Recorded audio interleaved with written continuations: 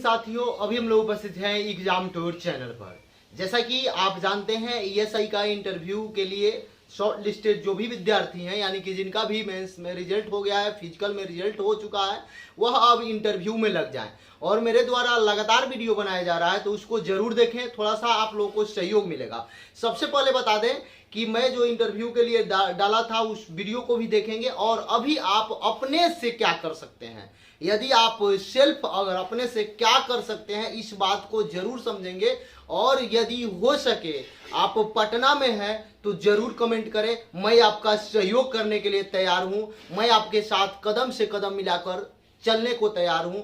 जब तक आपका फाइनल मेरिट लिस्ट नहीं बनता है, आपका सिलेक्शन नहीं होता है, आपका नौकरी नहीं होता है, तब तक ईएसआई विद्यार्थी थोड़ा सा ध्यान देंगे। सबसे पहले बता दें कि आप अपना क्या क्या कर लेंगे। अभी जो महाराष्ट्र में हलचल चल रहा है, यानी कि देखिएगा सत्ता परिवर्तन हो चुका है, उसके बारे में थोड़ा सा जानकारी प्राप्त कर लेंगे। अच्छा से क्या हुआ, कैसे हुआ, इन सब चीज को देखते होंगे, न्यूज आप जरूर देखेंगे। यदि आपको लगे तो इस बात को ध्यान देंगे। दूसरा बात, आप बिहार के राजनीति को भी थोड़ा सा समझने का प्रयास करेंगे। खासकर बिहार में जो अभी वर्तमान समय में राजद ने 4 विधायक को अपने में मिला लिया है, उस कंडीशन को देखेंगे, उसके बारे में थोड़ा सा नॉलेज इकट्ठा करेंगे। तीसरा कंडीशन है, आप जिस जिला से आते हैं उस जिला के बारे में जानकारी होना चाहिए। उस जिला का सबसे प्रसिद्ध चीज क्या है, उस जिला का फेमस मिठाई क्या है, उस जिला का प्रसिद्ध स्थल क्या है, उस जिला का प्रसिद्ध मंदिर क्या है, उस जिला में वन क्षेत्र कितना है, उस जिला में लिंगानुपात कितना है, उस जिला में क्या क्या है, इसके बारे में आपको जानकारी होना चाहिए। लोकसभा सीट कितना है, विधानसभा सीट कितना है, लोकसभा में कौन है, ये सब कुछ आपके पास जानकारी होना चाहिए जिला के बारे में, जिस जिला से आप आते हैं। आप अपने ब्लॉक के बारे में भी जानकारी प्राप्त कर लेंगे तो आपके सेहत के लिए अच्छा करेगा, एक जॉब लेने के लिए अच्छा करेगा। दूसरा, आप काम करेंगे, नोट करते जाएंगे, जो जो मैं पॉइंट बोल रहा हूं उसको जरूर ध्यान देंगे। यूक्रेन का जो युद्ध चल रहा है उस पर भी आपसे पूछा जाएगा प्रश्न, इस बात को समझेंगे। तीसरा, जो श्रीलंका में संकट हुआ उसके बारे में भी आपसे पूछा जा सकता है, इसलिए आप उसको भी ध्यानपूर्वक अध्ययन कर लेंगे, समझ लेंगे।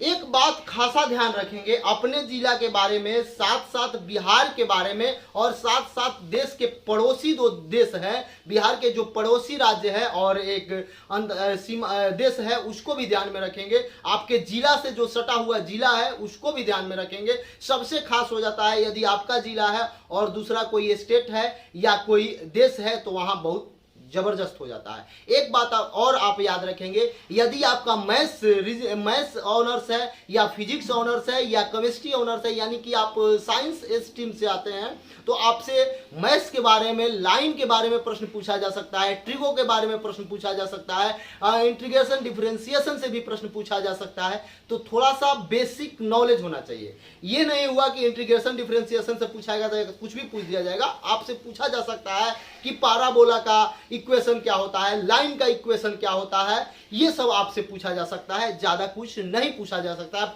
प्रोबेबिलिटी के बारे में पूछा जा सकता है, जिससे कि आपको लगे कि आप सही में जेन्युइन स्टूडेंट है, आपको सिलेक्शन होना चाहिए। एक बात और ध्यान देंगे, कभी भी गलत आंसर देने का प्रयास नहीं करेंगे, कभी भी झूठ बोलने का प्रयास नहीं करेंगे, हमेशा पॉजिटिव बोलने का प्रयास करेंगे, हमेशा सही बताने का प्रयास करेंगे। जो विद्यार्थी पटना में रहते हैं वह इसलिए कमेंट करेंगे क्योंकि हम व्यवस्था जो किए हैं उस व्यवस्था का आप लाभ उठाएं, उसका कोई चार्ज नहीं है। सभी जो भी शिक्षक रहेंगे, जो भी आप सब जानते हैं, और नाम नहीं लेना चाहिए क्योंकि वो बोलते हैं कि हमारा उतना प्रचार न करें, तो उनसे आप आकर जुड़ेंगे, वहां आप मिल सकते हैं। एक बार और समझेंगे, एक नीति आयोग के बारे में जरूर आप जानकारी ले लेंगे। बिहार के नल जल योजना है उसके बारे में जरूर जानकारी ले लेंगे। बिहार में खासकर जो भी योजना चल रहा है वर्तमान समय में, स्टूडेंट क्रेडिट कार्ड, इन सारे चीजों के बारे में आपको जानकारी चाहिए। और देश में जो योजना जैसे डिजिटल इंडिया हो गया आपका, ये सब के बारे में जानकारी होना चाहिए। आप यदि जिस दिन जाते हैं एग्जाम देने, आपका जिस दिन यदि इंटरव्यू है, उस दिन किस महापुरुष के जन्म जयंती है या किस महापुरुष से जुड़ा हुआ उस दिन कोई तिथि है, तो उसको भी जरूर ध्यान में रखेंगे। इसलिए मेरा यदि आप कहना मानते हैं तो आप प्रतिदिन 1 से 2 पेपर लें और उस पेपर को जरूर आधा से 1 घंटा देखने का प्रयास करें। देखिए, ऐसा नहीं है कि हम आपसे कुछ बता रहे हैं तो वो आपके लिए कारगर नहीं होगा। 100% तो नहीं, लेकिन 70% जो मैं बता रहा हूं वह आपके लिए जरूर उपयोगी है। उस बात को जरूर समझेंगे। छोटा हो सकते हैं, आपसे बड़े भी हो सकते हैं, आपसे एज में कम भी हो सकते हैं, उससे कोई मायने नहीं रखता है। मायने ये रखता है कि कौन कितना परिश्रम करके ज्ञान अर्जित किया है, ये मायने रखता है। कौन कितना अनुभव किया है, ये मायने रखता है। तो आप इस बात को समझेंगे, आप इस बात को गांठ मान लेंगे। जो मेरे द्वारा टॉपिक बताया जा रहा है आप उसे जरूर पूरा कर लें, आपके लिए कारगर होगा। एक बार मैं फिर से आपसे बता दूं,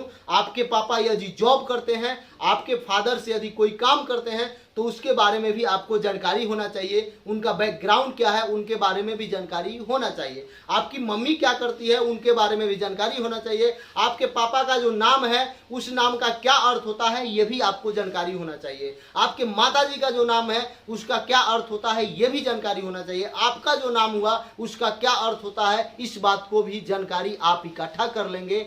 आप जहां से आते हैं, आप उस समाज में यदि दबाए जाते हैं या जिस क्षेत्र से आते हैं आपका संख्या ज्यादा है, उस पर भी प्रश्न पूछा जा सकता है। आप जिस जगह से आते हैं यदि महिलाओं की संख्या कम है यानी कि लिंगा अनुपात कम है तो आपसे प्रश्न पूछा जा सकता है। यदि आप जहां से आते हैं शिक्षा का दर कम है, जिस जिला से आते हैं उस जिला का आप शिक्षा दर, लिंगा अनुपात, जनसंख्या घनत्व, ये सब कुछ आपको मालूम होना चाहिए। इस बात को समझें।